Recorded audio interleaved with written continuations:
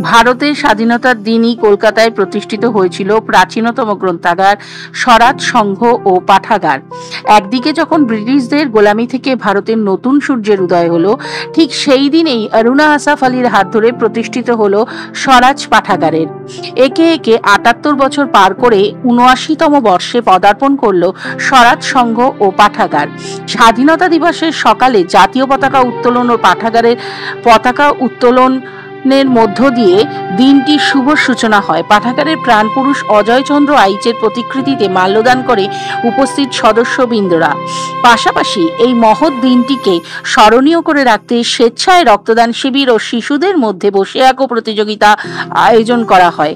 এদিন অনুষ্ঠানে উপস্থিত ছিলেন সভাপতি বিশ্বরূপ দে, সহসভাপতি সত্যেন্দ্রনাথ দে, বিধায়ক বিবেক গুপ্তা, শঙ্কর ঘোষ, শঙ্কর ভট্টাচার্য, লাইব্রেরিয়ান রূপেশ দাস, সম্পাদক অভিজিৎ পাইন, যুগ্ম সম্পাদক প্রসেনজিৎ দাস এবং কোষাধ্যক্ষ সুবীর সাহা, সদস্য সঞ্জীব সেন, আশিস সেন, সুরজিৎ পাইন, সুরজিৎ বোস, মানস নাগ, সমীর গুনিন, জয়ন্ত দাস, বিজেশ বিশ্বাস, স্বরূপ সমাদ্দার, মেডিকেল ব্যাংকের ডিয়াশিস, পৌরমাতা সুপর্ণা দত্ত সহ বহু বিশিষ্ট ব্যক্তিবর্গ। পাঠাগার তৈরি হয় 1947 সালের 15ই আগস্ট, একটা শুভ দিনে, যখন সারা ভারতবর্ষ উত্তাল। আগের দিন রাত্রেবেলা দিল্লি পার্লামেন্টে নেহেরু যে বক্তৃতা দিচ্ছেন, মহাত্মা গান্ধী কলকাতায় অনশনে অপেক্ষা করছেন, সারা ভারতবর্ষ একটা বিশেষ কুলিঙ্গর টাইমে দাঁড়িয়ে আছে। এখন সেই একটা সময়ে এখানকার কিছু মানুষ আগামী ভবিষ্যৎ আমাদের মতো মানুষদের জন্য এই লাইব্রেরিটা তৈরি করেছেন। এটাই তো সব থেকে বড় ঐতিহ্য। প্রথম উদ্বোধন করেন অরুণা আসফ আলী, আপনারা ছবিটা দেখবেন, তিনি এসে উদ্বোধন করেন। তিনি তো একজন বড় নেত্রী সমস্ত, কিন্তু যারা অন্তরে থেকে পেছনে থেকে এই লাইব্রেরিটা তৈরি করলেন, আমাদের কাছে তো তারাই প্রণম্য। আমরা তাদেরকে দেখেই তো এখানে এসেছি। আজ এত বছর হয়ে গেল, ৭৯তম স্বাধীনতা বর্ষে আমাদের লাইব্রেরির ৭৯তম। কটা লাইব্রেরি আছে বলুন তো, কোনো সরকারি সাহায্য ছাড়া, শুধু ব্যক্তিগত ইচ্ছায় ভালোবাসায় পল্লী সবার এতদিন পর্যন্ত টিকে থাকে। আমরা গর্বিত এটার জন্য। এটা বিশ্বাসের ব্যাপার। এখানে যারা, আর বইটা এমন একটা জিনিস জানেন তো, যে একবার নেশাটা ঢুকবে, যেমন মোবাইলে থাকে না, কিছু মানুষ সারাক্ষণ শুধু মোবাইল ঘেঁটেই যায়। বইও এমন একটা জিনিস, রাত্রেবেলা শোবার আগে বইটা না পেলে হয় না। আমি এমন বহু মানুষকে জানি যারা শুধু বইটার জন্যই আনন্দটা পেতে। এখানে প্রায় 28 থেকে 30,000 বই আছে। দুটো সেট আছে এনসাইক্লোপিডিয়া ব্রিটানিকা।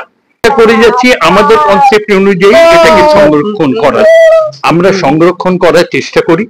এখন আমাদের ব্যক্তিগত অভিজ্ঞতা যতটুকু ততটুকু দিয়ে করি। মাঝে মাঝে বাইরের অ্যাভারেজ, দুটোই অ্যাভারেজ। প্রবীণরাও আসেন, আবার নবীনরাও আসেন। আমরা কিছু রেফারেন্সের বইপত্র রাখি, সেগুলোর জন্যও আসেন।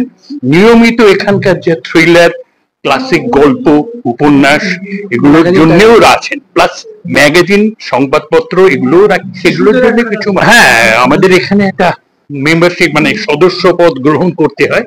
সদস্য পদ গ্রহণ করলেই আপনি এখানে করলে 150 টাকা। স্বরাজ সংঘ ও পাঠাগার একটি ঐতিহ্যশালী পাঠাগার।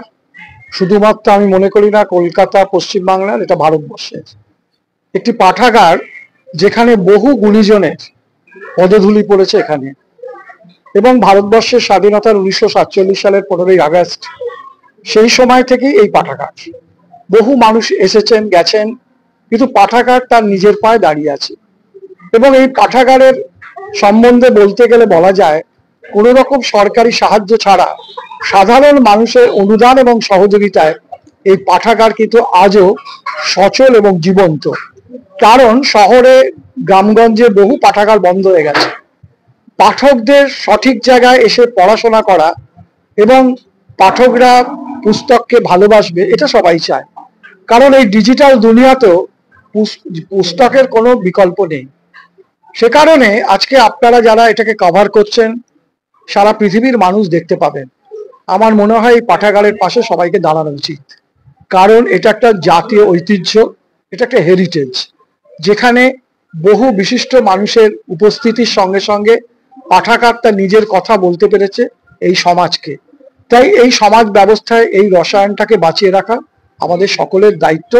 আজকে তারা একটা ভালো জিনিস করছে, আরো পাঠাগারের এই যে তাদের নিজস্ব বিল্ডিং, সেখানে রক্তদানের একটা আয়োজন করেছে এবং আঁকা প্রতিযোগিতাও হচ্ছে।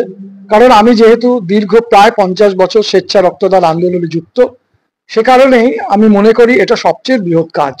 পৃথিবীতে সব জিনিস চাইলে পাওয়া যাবে, কিন্তু রক্ত পাওয়া যাবে না যত না মানুষ দেওয়া যায়। 1988 সালে এই শিশু বিভাগটা আমাদের শুরু হয়।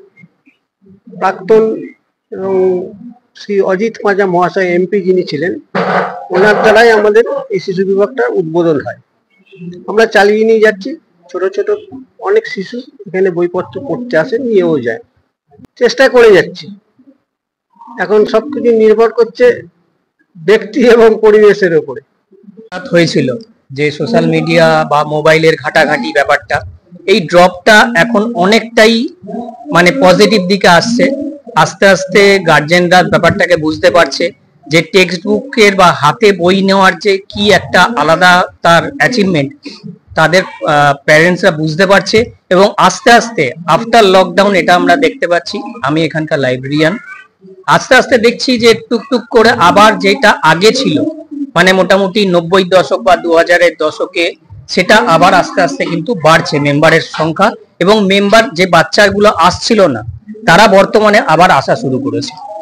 দুটো আমাদের নিউজ পেপার রাখা হয়, একটা হচ্ছে বাংলা, একটা ইংলিশ, ঠিক আছে, অল্টারনেট করে আমরা রাখি। দুটো তো হয়ই, কখনো কখনো আমরা এটা বাড়ানোর চেষ্টা করি। 5-6 রকম ম্যাগাজিন আমরা, যেটা একটা স্পেশাল অ্যাট্রাকশন বলতে পারেন, যে কোনো প্রাইভেট লাইব্রেরি সাধারণত ম্যাগাজিন রাখে না। এবং এটার একটা আলাদা অ্যাট্রাকশনে যে মেম্বাররা আছে, কিছু লেডিস মেম্বার আছে, যে কিছু লেডিস ম্যাগাজিন আছে, সেটার অ্যাট্রাকশনে কিন্তু এখানে অনেক মেম্বার আছে।